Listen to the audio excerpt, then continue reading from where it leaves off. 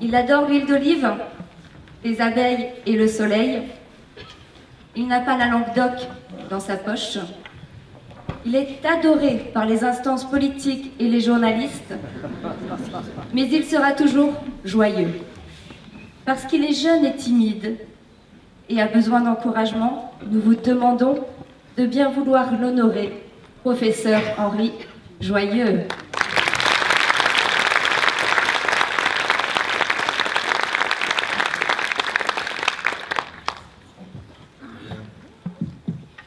Bonjour à tous et à toutes, et nous sommes très heureux d'être avec vous, et je veux d'emblée féliciter ces deux magnifiques organisateurs de nous permettre de venir dialoguer avec vous sur des sujets de santé.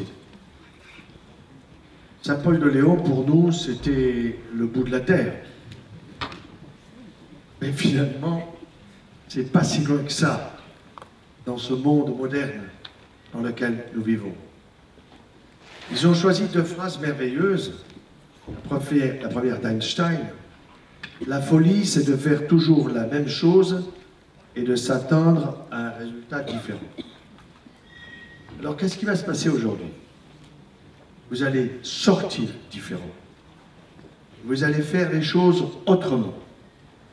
Parce que si vous êtes venu ici, c'est parce que vous avez compris qu'il y a des choses qui ne vont pas dans la santé de notre monde, à tous les niveaux, mais que cela peut dépendre de chacun d'entre nous. Mais aussi, tout autour de nous, dans la famille. Et comme vous allez le voir, mon épouse reste à côté de moi. Pourquoi? Parce que nous faisons tout ensemble. Elle a compris ce que je faisais dans mon métier de chirurgien et de cancérologue.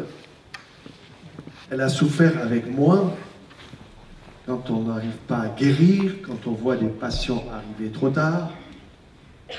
Elle a cherché avec moi des solutions. Et c'est vrai que nous avons maintenant une expérience que nous ne pouvons pas garder pour nous. C'est pas possible. C'est vrai que je suis à l'âge où on dit la retraite et où certains journalistes pensent qu'il faudrait que j'aille jouer au golf. Ils iront avant moi. Jouer au golf. Moi, comme je l'ai dit il n'y a pas très longtemps, au Conseil national de l'Ordre des médecins, donc j'aurai la tête sur les épaules, bon pied, bon oeil, je n'arrêterai pas.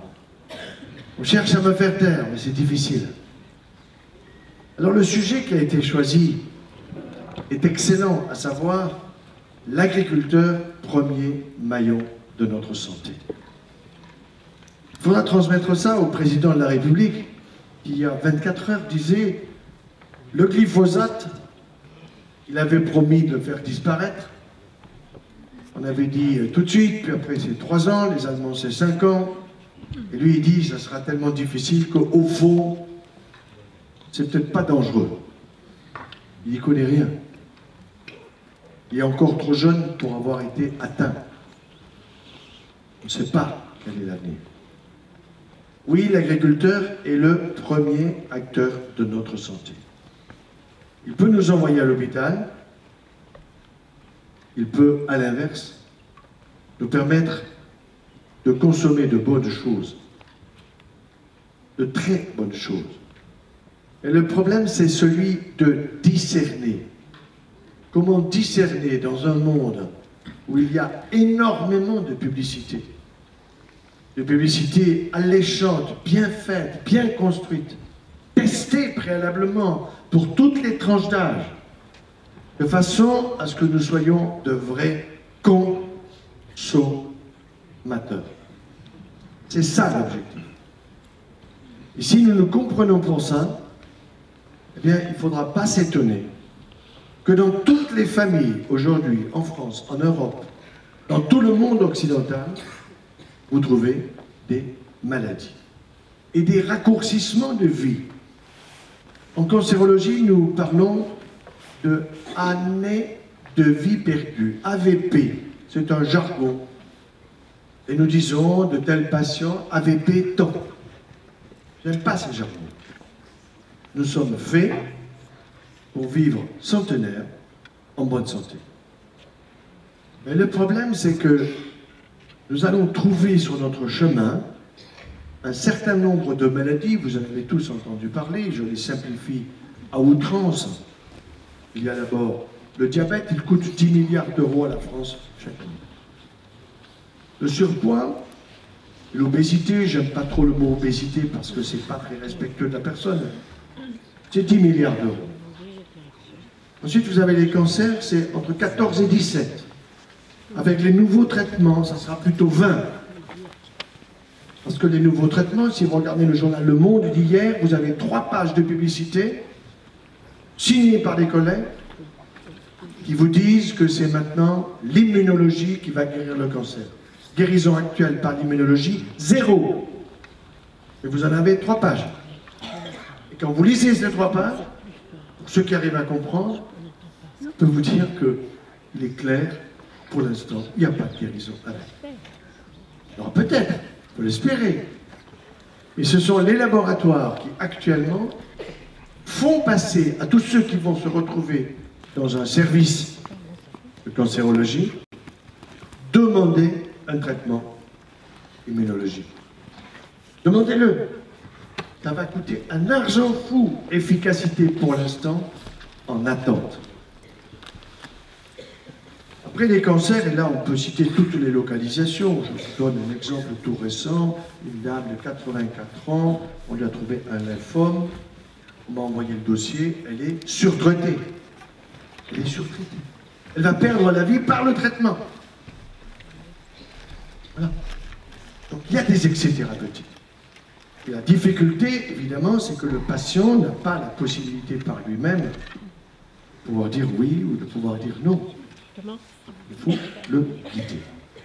Alors nous allons rester au niveau de notre assiette, au niveau de ce que nous prépare l'agriculteur, que l'on doit effectivement considérer comme un premier acteur de santé.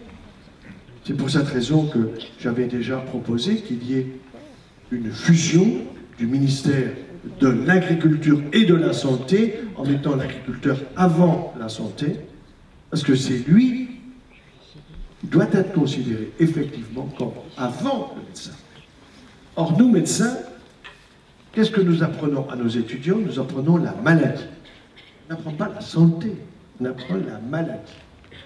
Et c'est vrai que ils sont très forts pour dire il faut faire un scanner, une IRM, une échographie, une prise de sang, une ponction lombaire, tout ce que vous voudrez, sans même examiner le patient.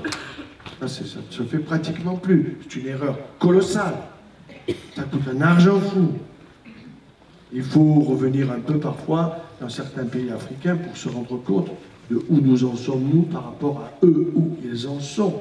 Ils font parfois d'excellentes choses sans avoir autant de machinerie que ce que nous avons. Ça ne veut pas dire qu'il ne faut pas s'en servir. Mais là encore, il faut savoir discerner. Alors on va imaginer un drone qui étudie la société française, qui vous étudie, vous ici présents, nous tous, qui va nous interroger sur nos habitudes alimentaires. Qu'est-ce qu'il va observer? Il va observer, grosso modo, que nous consommons 80% de produits animaux et 20% de produits végétaux. Là déjà, nous sommes dans l'erreur. Alors peut-être que vous êtes en train de vous dire, aïe aïe aïe, il va me transformer en vegan. Non. Et en même temps, je ne vais pas me moquer des véganes. Que les véganes, ce sont en général des jeunes femmes qui vont passer d'un extrême à l'autre. Ils ont pigé qu'ils étaient mal nourris, mal nutris, que nous n'étions plus dans la dénutrition, mais dans la surnutrition, parce que la malnutrition moderne, c'est la surnutrition. Et donc, tout d'un coup, ayant compris que les produits animaux sont en excès, ils les suppriment. Ça veut dire, on ne prend plus de miel parce que c'est une abeille à l'origine, on ne prend plus d'œufs parce que c'est une cocotte, etc. Et on passe d'un extrême à l'autre et on va consommer des produits végétaux exclusivement. Est-ce que c'est possible d'être en bonne santé de cette façon-là? Réponse oui. C'est tout à fait possible, mais ça va durer un certain temps. Le temps que les réserves que nous avons soient épuisées. Quelles réserves? Nous avons des réserves vitaminiques, nous avons des réserves en minéraux, en oligo-éléments, et c'est sûr que si nous ne consommons que du végétal, nous allons nous retrouver un jour carencés, ne serait-ce qu'en vitamine B12. Mais aujourd'hui, vous remarquerez que vous avez des modes, on vous dit, ah, même si en Bretagne, il y a de temps en temps du soleil, non, non, on vous dit non, il vous faut de la vitamine D. J'étais il n'y a pas très longtemps au Maroc, dans un congrès où il n'y avait que des femmes. Le seul homme, c'était moi. Et une dame pose la question, qu'est-ce que vous pensez de la vitamine D? Je demande qui en prend? Tout le monde. Qui est fatigué? Tout le monde. Je vais vous expliquer pourquoi vous êtes fatigué, mesdames. Pourtant, vous avez l'air bronzé. Au Maroc, il fait soleil jour et nuit. Jour et nuit. La vitamine D, c'est le soleil qui nous l'apporte sur notre peau et notre corps est parfaitement capable de la fabriquer. Et ce que nous fabriquons l'été, c'est la réserve pour l'hiver. C'est la cigale et la fourmi. Mais l'intérêt du laboratoire, c'est quoi? Il fabrique la vitamine D. C'est de vous dire que vous êtes tous carencés. En Bretagne, il n'y a jamais de soleil. Et que donc, il faut en prendre tous les jours. On va vous faire voir ça. Et le nombre de gens qui aujourd'hui consomment de la vitamine D, ça croît en permanence. Et on vous dit, si vous en manquez, vous risquez le cancer, vous risquez ceci. Un tas de salades. Et de la publicité. Trop de produits animaux, trop de produits végétaux. Alors il va falloir distinguer entre justement ces produits animaux et ces produits végétaux. Et donc, la question que les gens se posent depuis déjà pas mal de temps, c'est docteur, est-ce que je dois prendre des produits de telle ou telle agriculture? Agriculteur, premier acteur de santé. Voilà la bonne question.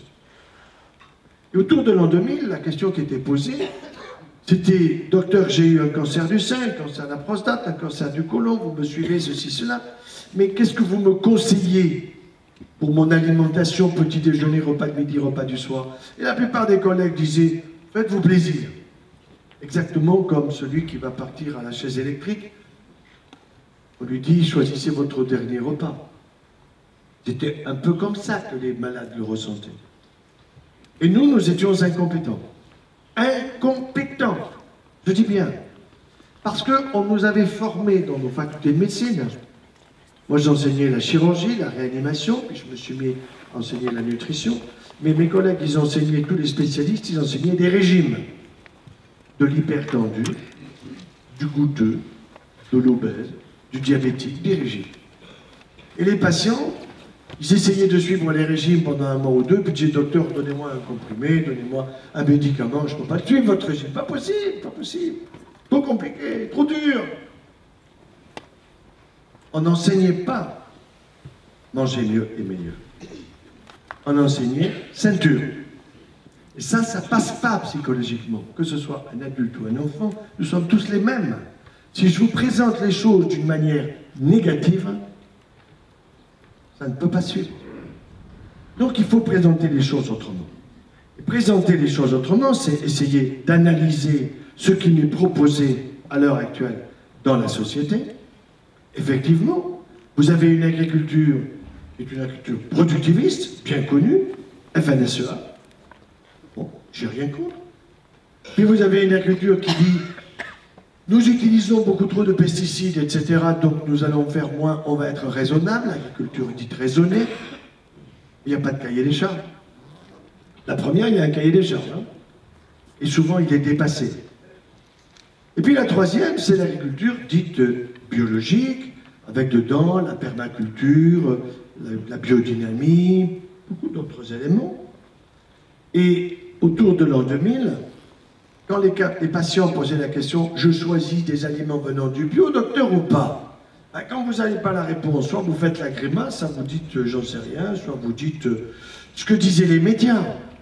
Les médias, ils nous endorment. Ils disaient à l'époque « ça ne sert à rien, ça coûte plus cher ». Donc je ne vais pas dépenser mon pognon à acheter une alimentation qui ne m'apportera rien. Quand le médecin ou quand le scientifique n'a pas une réponse scientifique à une question qui lui est posée, il doit dire Je ne sais pas, mais je vais travailler la question. Je vais travailler la question. Donc, j'ai lancé autour de l'an 2000, avec l'Institut national de la recherche médicale l'INSERM, avec la région Languedoc-Roussillon dans laquelle nous étions à Montpellier, nous sommes, maintenant c'est Occitanie, c'est un peu plus large, et avec des patients qui ont financé eux-mêmes une étude qui s'est appelée ABARAC, A-B-A-R-A-C, c'est-à-dire nous avons comparé 20 aliments issus de notre alimentation courante, que ce soit des pommes, des pêches, de l'huile d'olive, du poulet, de la viande rouge, etc., des tomates, des laitues, issus des 3 types d'agriculture, et en confiant les prélèvements de ces éléments-là à un laboratoire international qui recevait les prélèvements sans savoir d'où venaient évidemment les échantillons. Donc, étude scientifique, difficile à monter, pourquoi? Parce que vous ne cherchez pas dans un œuf la même chose que vous cherchez dans une pomme. Donc, il a fallu décider que nous chercherions au moins 2 éléments positifs pour la santé dans chaque un des 20 aliments, et puis des éléments négatifs en fonction de ce que l'agriculteur productiviste ou encore raisonné pouvait utiliser. Et comme ça coûtait assez cher, que je dirigeais cette étude, j'ai dit on va d'abord faire les 10 premiers. Et comme j'avais derrière la tête que probablement nous démontrerions que cela ne servait à rien de consommer du bio par rapport aux autres, j'ai dit au 10e, on s'arrête, on ouvre les résultats. Si vraiment il y a des résultats qui sont intéressants, on continuera. Pas la peine de gaspiller de pognon. Donc j'ai été formaté par les médias. On a ouvert les enveloppes d'abord pour les tomates. Tomates bio, tomates raisonnées et tomates conventionnelles. Premier étonnement, lycopène. Lycopène, c'est un produit antioxydant. Antioxydant en 2 mots. Quand vous avez un portail qui est oxydé par les intempéries, etc., et qui est un vieux portail plein de rouille, il est oxydé, n'est-ce pas? Et quand vous voulez le repeindre, vous grattez l'oxydation, la rouille, puis vous allez mettre, autrefois on mettait une peinture rouge ou orangée qu'on appelait le minium, antioxydant, puis la peinture de son choix, et ça tenait 30 ans, 50 ans, etc. Donc un antioxydant, c'est quelque chose qui est contre l'oxydation. Or, quand nous avançons en âge, nous nous oxydons. Quand nous avons des cheveux blancs ou des cheveux qui commencent à tomber, nous sommes en oxydation. Et ça, vous ne changerez pas trop. Mais il n'est pas moins vrai que le cancer, qu'est-ce que c'est? C'est une oxydation précoce dans telle ou telle zone du corps. Un cancer de la prostate à 85 ans, ce n'est pas grave. Un cancer de la prostate à 50 ans, c'est grave. Parce que c'est un vieil ou du sein, ou d'ailleurs. Donc, nous avons commencé par les tomates et nous avons observé que 25% de plus de lycopène dans les tomates bio par rapport aux conventionnels. Et dans les raisonnés, il y avait des résultats qui étaient curieux, à savoir que certains résultats montraient un résultat proche du bio et d'autres proches du conventionnel. Et quand on interrogeait l'agriculteur qui avait fourni les tomates, eh bien l'un qui avait des résultats proches du bio disait « Moi j'ai quitté le productiviste depuis plus longtemps que l'autre, je ne suis pas encore au bio, mais je veux y aller ». Et l'autre disait « Moi j'ai quitté il y a simplement 6 mois ou il y a 1 an ». Donc c'était tout à fait cohérent, on trouvait des résultats qui montraient bien que les produits issus de l'agriculture raisonnée pouvaient être soit proches du bio, soit proches du conventionnel. Même chose pour la vitamine C, même chose pour des minéraux. Quant aux produits toxiques dans les tomates, eh bien, curieusement, il y avait 0 dans les tomates biologiques, quasiment 0 dans les raisonnés, et très peu dans les autres. Donc, effectivement, les agriculteurs qui avaient donné les tomates de l'agriculture productiviste, vous avez dit, vous verrez que nous, on met des pesticides, mais ils ne sont pas dans la tomate, pratiquement pas. C'était pas faux. La seule chose, c'est que s'il y avait moins de cochonneries dans les tomates productivistes, il y avait quand même 25% de moins de produits de qualité pour la santé. Ensuite, nous avons ouvert les enveloppes concernant la laitue. les laitues. Dans les laitues, vous avez un produit qu'on appelle la lutéine. Et la lutéine, c'est un antioxydant extrêmement utile pour notre rétine, pour nos yeux.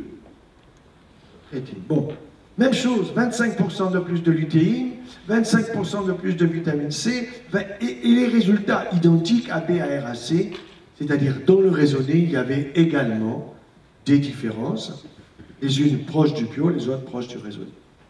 Donc nous avons continué l'étude, je ne vais pas vous en faire la synthèse, en faire toute l'analyse, ça serait trop long.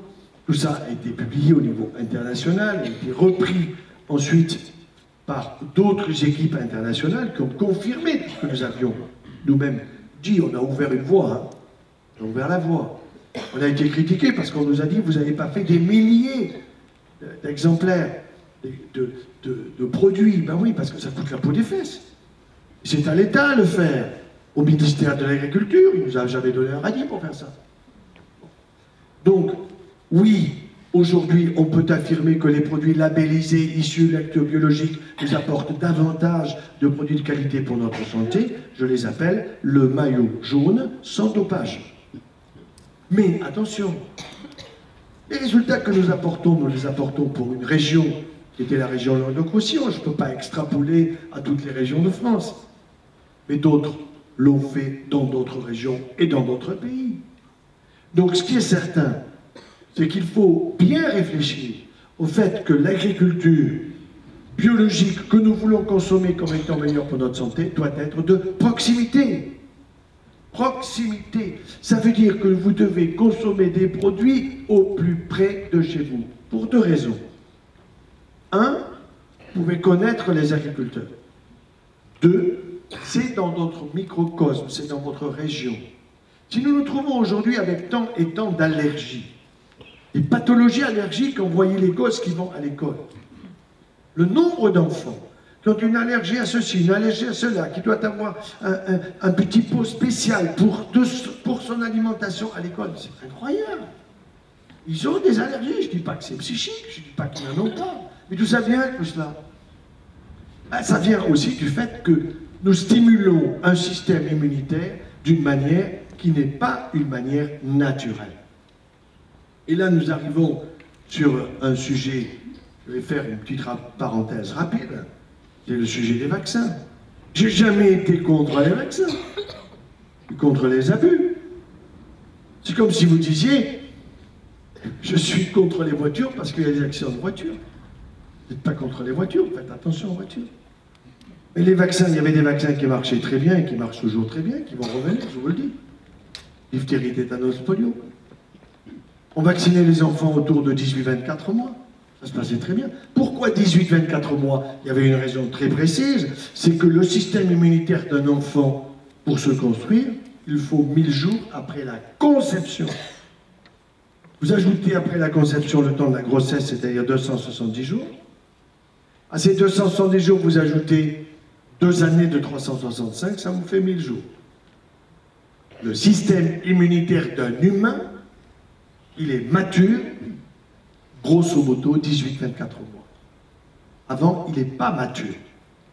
C'est pour cette raison que, n'étant pas mature, les laboratoires pharmaceutiques se sont trouvés obligés d'ajouter ce qu'on a appelé des adjuvants.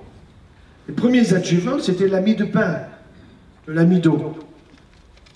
Puis, dans les années 1920, on a ajouté de l'aluminium. Puis, on a essayé le mercure. Et puis, on a essayé le squalène. On a eu des pépins avec le mercure, le squalène, etc.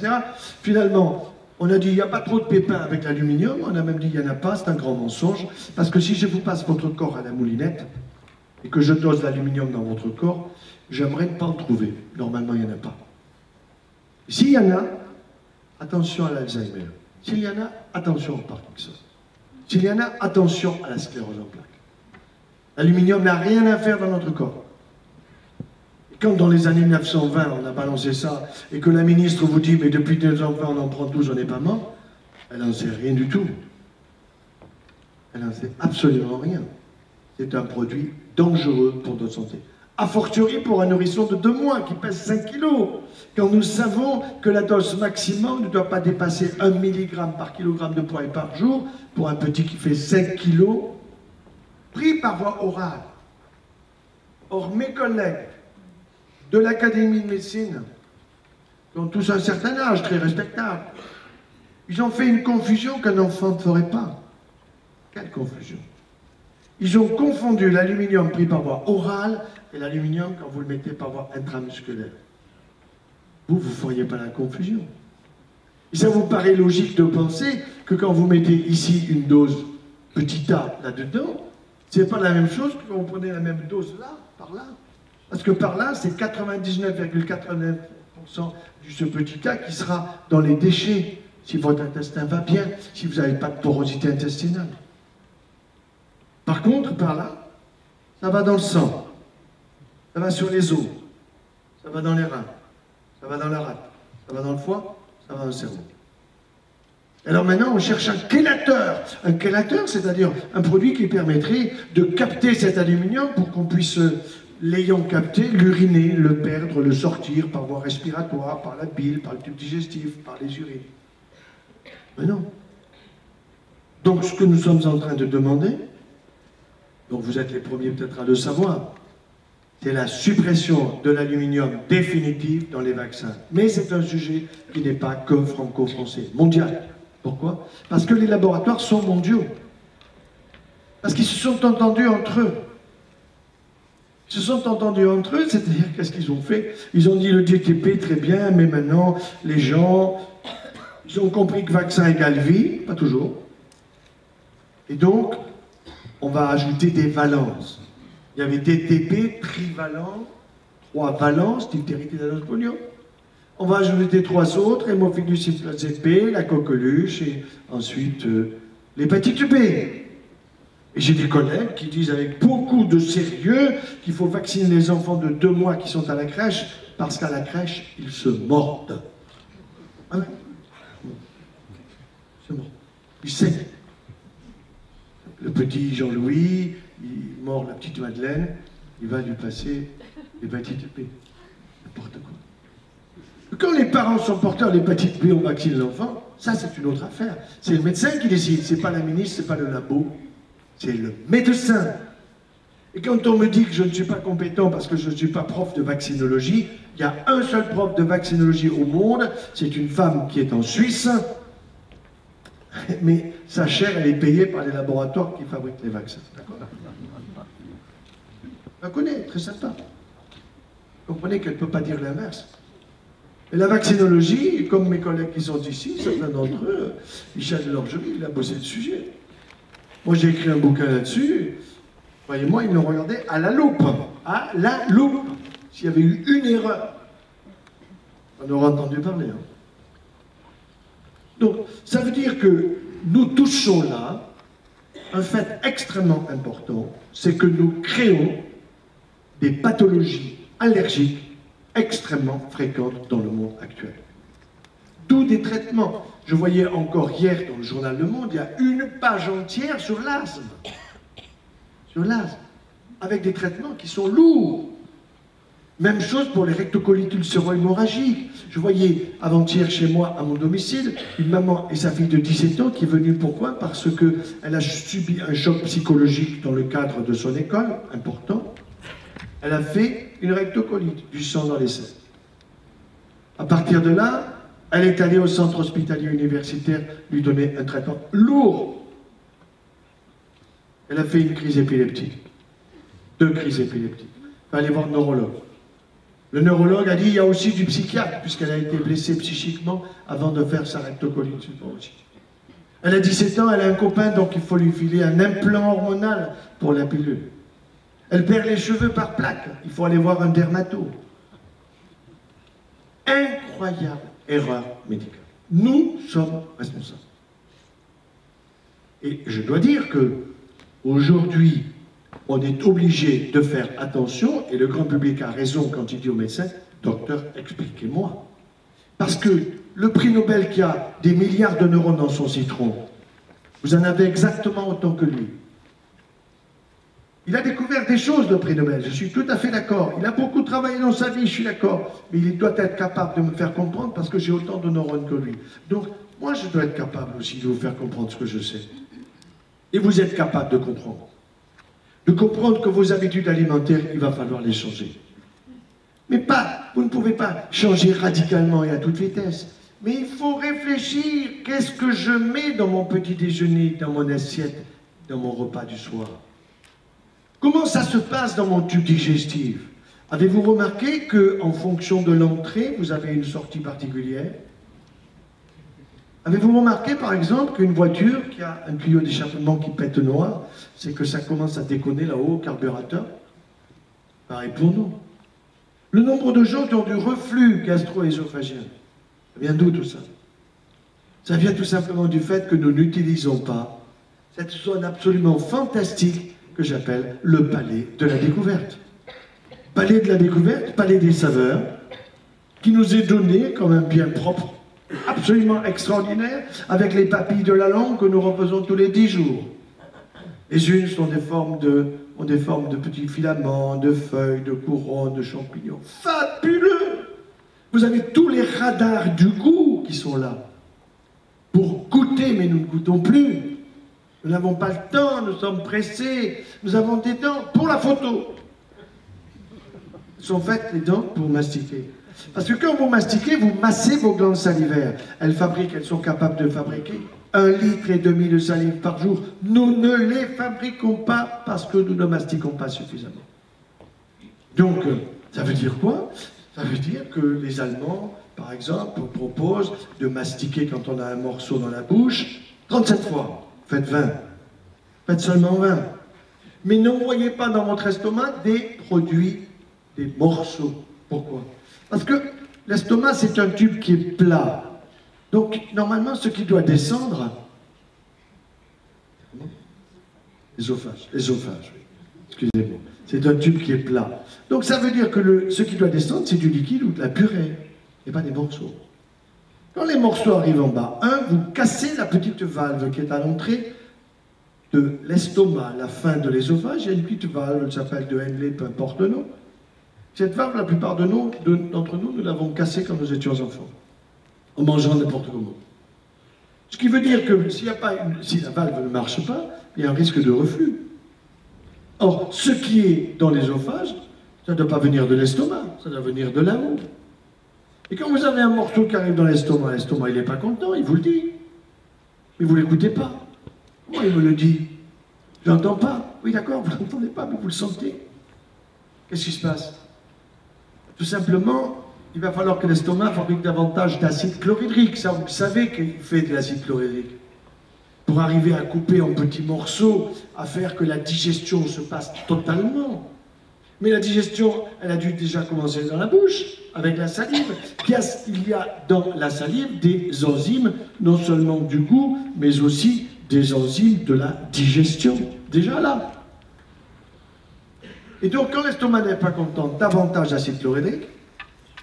Puis à la sortie de l'estomac, on oublie une chose, c'est qu'il y a un sphincter. Alors sphincter, ça vous dit quoi, sphincter? Ça vous dit, des sphincters, j'en ai 2. Un pour les urines et puis l'autre, et puis c'est moi qui décide. Oui, vous avez raison. Il y a aussi un sphincter à la sortie de l'estomac. Là, vous ne décidez pas. C'est l'estomac qui décide. L'estomac, il décide quand ça a été bien préparé, quand ça a été bien mastiqué, quand c'est arrivé sous forme pâteuse, sous forme liquide.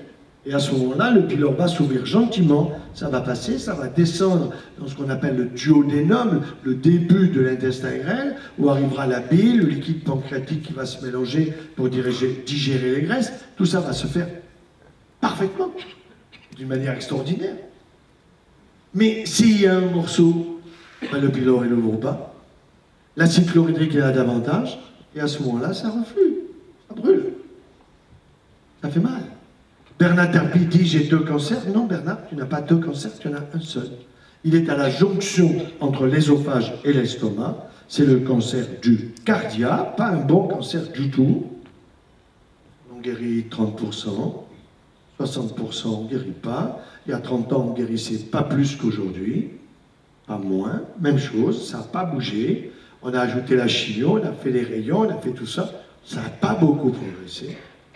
L'important, c'est de faire un diagnostic le plus tôt possible. Mais le plus important, c'est pas quoi? C'est pas de faire un diagnostic, c'est de l'éviter, le cancer de l'ésophage. Donc, si vous levez la main et que vous me dites que vous en voulez un, je vais vous répondre.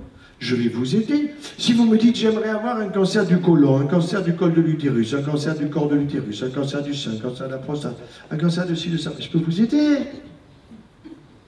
Mais ça fait rien, vous avez raison. Pourtant, je dis quelque chose de grave. Mais le jour où j'ai vu un couple qui venait me voir et qui n'avait pas de cancer, qui me disait, docteur, on vient vous voir parce qu'on aimerait avoir un cancer, je suis un peu tombé des nues, puis j'aurais dit, mais pourquoi vous voulez avoir un cancer? Parce que nous savons que si vous nous expliquez bien comment l'avoir, nous saurons bien comment pas l'avoir. Ah oui, bien sûr.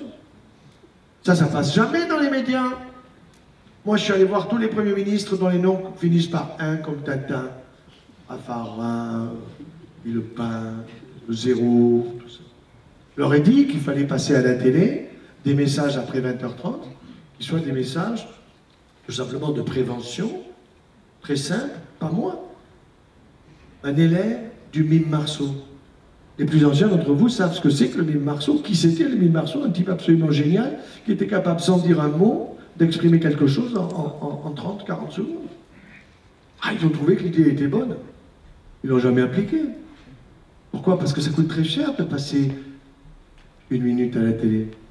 Qui va payer? Enfin, j'ai dit, les députés, ils ont qu'à faire une loi, qui fait qu'il y aurait de la prévention tous les jours après 20h30 à la place de tartines dont on n'a rien à foutre. Voilà. Ah non, non, trop d'intérêt. Ça veut dire qu'aujourd'hui, il faut toucher qui? Le grand public. Vous ne vous en sortirez pas autrement. Les gens qui sont au sommet de l'État, ils ont trop d'intérêt autour d'eux. Ils sont paralysés. Regardez l'histoire du glyphosate, ce qui s'est passé récemment. Donc il faut que l'influence vienne du grand public. Et c'est en train d'arriver. Parce que le grand public, il a une connaissance scientifique, vous allez vous en rendre compte aujourd'hui par les questions que vous poserez, parce que vous apprendront mes collègues. Elle augmente cette connaissance scientifique. Nettement. Et alors les gens aujourd'hui, parfois, énervent les médecins. Pourquoi? Parce que ils arrivent chez le médecin, ils sont allés sur Internet, ils ont regardé de près, docteur ceci, docteur cela. Ouais, vous commencez à nous énerver. Non, non, non, moi, vous ne m'énervez pas du tout, vous avez raison. Vous avez raison. Nous sommes en train de préparer pour l'Afrique tout entière des émissions sous forme de toutes petites modules de 5 minutes et de 10 minutes que nous allons passer sur l'Afrique entière, dans toutes les langues de l'Afrique, et qui sera gratuite. Ça, les labos, on n'aura aucun labo pour nous sponsoriser. Aucun. Nous ne voulons personne. Parce que sinon, vous allez être obligés, si vous êtes sponsorisé par l'un ou par l'autre, vous êtes obligé de parler si c'est Danone, si c'est Nestlé, si c'est Sanofi Pasteur, vous êtes obligé de dire du bien d'eux, quoi, vous comprenez? Mais les moyens aujourd'hui, audiovisuels et les réseaux sociaux, ils les craignent. C'est pour ça qu'ils veulent nous faire taire. Le journal Le Monde, il a dit que mon site internet, il y avait des fake news. Moi, je vais vous dire ce que c'est qu'une fake news. Une fake news, c'est très simple. C'est 50% de vrai et 50% de faux. Vous ne retenez que ce qui est faux. C'est ça, une fake news. Mais c'est présenté d'une manière astucieuse. Vous comprenez? Donc, ils ne supportent pas les réseaux sociaux. Ils cherchent à les faire éteindre. Ça, ils n'y arriveront pas. C'est possible en Chine, mais pas quand même chez nous. Mais nous devons être vigilants. Et donc, il faut considérer que oui, l'agriculture biologique nous apporte un plus pour notre santé, que cette agriculture biologique, il faut la chercher proche de chez nous, il n'y a aucun doute là-dessus, qu'il faut avoir une alimentation où il y a plus de végétal que de produits animaux, beaucoup de fruits, beaucoup de légumes, beaucoup de légumineuses, des céréales, mais attention, le conditionnement de ces éléments va évidemment peut-être tout changer. Vous prenez une pomme et vous la mettez au four, vous allez peut-être avoir du goût avec du sucre et avec du beurre, mais vous fusillez la pomme. Et quand la dame me dit docteur, je fais une pomme avec beaucoup d'amour, pomme au four à mon petit mari chéri, ben j'ai dit madame, vous tuez votre mari et la pomme. Ah. Et pourquoi? Ben oui, parce qu'on ne lui explique pas. Vous fusillez les fibres, vous fusillez les vitamines. Or les fibres, c'est à la base de notre immunité. Qu'est-ce que c'est mon immunité? J'étais récemment en Allemagne et ça m'a frappé, les Allemands ils sont en retard là-dessus. Vous dites immunité, ils pensent chancelière d'Allemagne. Mais nous on ne pense plus président de la République, on pense maladie auto-immune, sida, syndrome d'immunodépression acquise. On a compris que nous avons une immunité qui est notre protection. Mais cette immunité ne tombe pas du ciel. J'ai dit tout à l'heure que le petit il a une immunité grosso modo à 2 ans. Et oui, et cette immunité va continuer à se développer, mais si vous l'entretenez, si vous n'entretenez pas votre voiture avec la bonne essence, vous n'irez pas très loin. Eh bien, c'est exactement la même chose. Si vous voulez avoir de bonnes défenses immunitaires, il vous faut avoir une bonne alimentation bien choisie. Il faut partager cette alimentation en famille ou avec qui vous voudrez, mais pas tout seul dans un coin de table en ouvrant des boîtes de conserve. Tout ça, c'est terminé. Il faut faire attention donc à ce que nous consommons, mais il va falloir faire attention à la façon de conditionner les aliments. Il y a le choix, je vais au panier de bien-être. C'est sûr que là, ils ont tout ce qu'il faut. Panier du bien-être. Je leur ai dit qu'il fallait ajouter les œufs. Ils m'ont dit, mais on ne met que des produits frais. L'œuf, un œuf d'une cocotte bio, il peut rester, il peut attendre, il n'y a pas besoin de le mettre au frigidaire. Or, si je pose la question, qui c'est qui a pris un œuf ce matin bio? Un coq. Parce que si en Bretagne, vous voyez une poule qui vous pond un œuf dur, vous me l'amenez. Parce que l'œuf dur, c'est une aberration. C'est le jaune liquide qui est bon. C'est du bon cholestérol. Mon collègue va vous en parler tout à l'heure. Je lui racontais hier que j'étais aux États-Unis dans les années 80, en train au petit déjeuner de prendre 2 magnifiques œufs au plat. Et puis le fils d'un de mes collègues américains vient me faire la bise le matin et me saluer. Et puis il court vers son père. Son père vient me voir. Mon fils m'a dit que tu vas mourir. Pourquoi je vais mourir? Parce que tu prends des œufs. À l'époque, c'était cholestérol. C'était monté par les laboratoires pharmaceutiques pour que tous nous prenions des anticholestérol. Vous comprenez? Et les labos, ils vous disent qu'il faut avoir pas plus de 2 grammes. C'est pas vrai, vous pouvez monter à 3 grammes et encore au-delà. C'est vrai qu'il ne faut pas aller trop haut. Mais vous pouvez parfaitement réguler tout ça naturellement sans prendre de médicaments.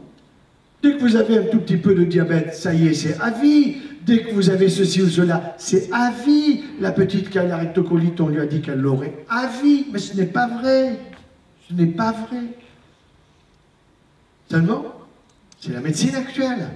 Il faut que tous nous prenions quelque chose. Vous allez dans une maison de retraite à Montpellier. Peut-être à peu près pareil ici. Hein. On vous offre un plumier en arrivant. Pour vous dire bienvenue. Et vous vous dites, c'est pour mettre les crayons et les gommes pour écrire à mes petits-enfants. Non, non, non. 8h, 10h, midi, lundi, mardi, mercredi. Ça, c'est plein de pilules. Il y en a à 8h, il y en a à 10h. Les gens ne savent même pas ce qu'ils prennent. Ils sont obligés à 9h du soir d'aller voir l'infirmière. L'infirmière a préparé un verre d'eau, a préparé les pilules, et les gens... Et la petite grand-mère qui pleure parce que sa fille l'a pas appelée pour lui dire « je t'aime » avant de s'endormir. Ah, la pauvre, elle est anxieuse, anxiolytique. Le matin, elle se lève, elle a parfaitement dormir. On va lui donner un somnifère.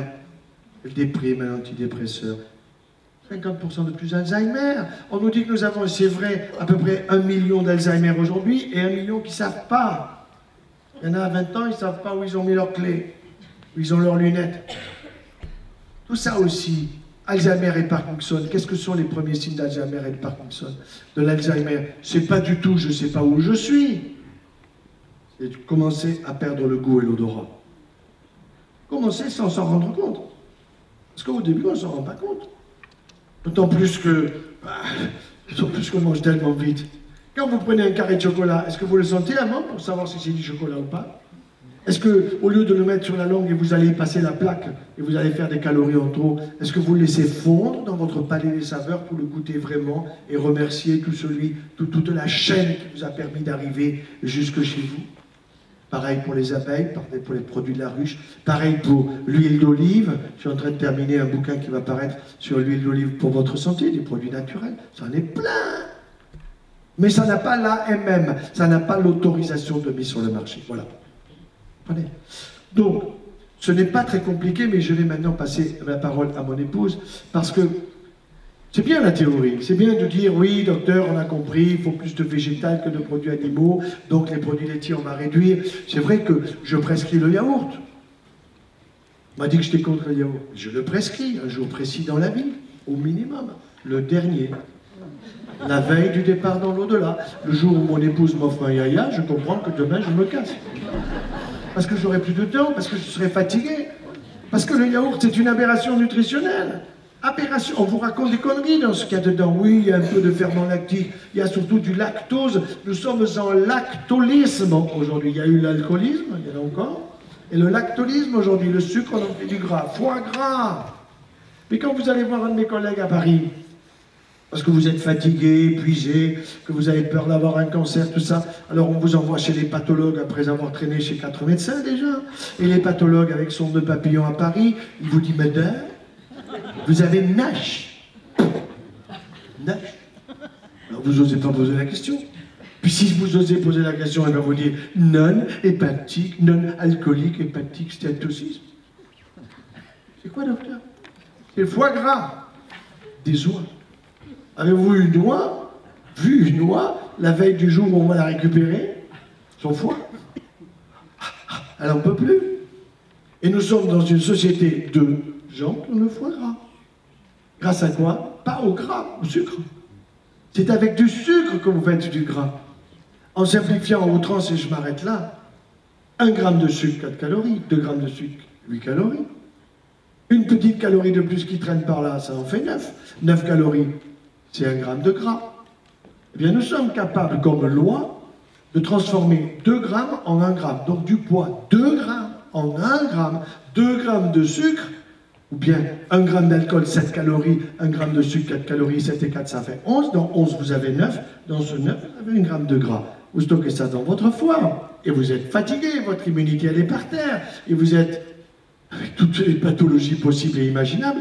Seulement la pathologie de monsieur n'est pas la même que celle de madame, parce que la génétique est différente, et l'épigénétique peut être la même. L'épigénétique, c'est tout ce qui va influencer nos gènes. Si vous voulez raccourcir vos gènes, vous raccourcirez votre vie, on le sait ça maintenant. On sait énormément de choses. Et la nutrition est une des disciplines. On vous parlera de l'eau, on vous parlera de tous les domaines de la phytothérapie extraordinaire, comme vous allez voir, tout ce que nous allons apprendre. Et moi aussi, je vais apprendre des choses aujourd'hui.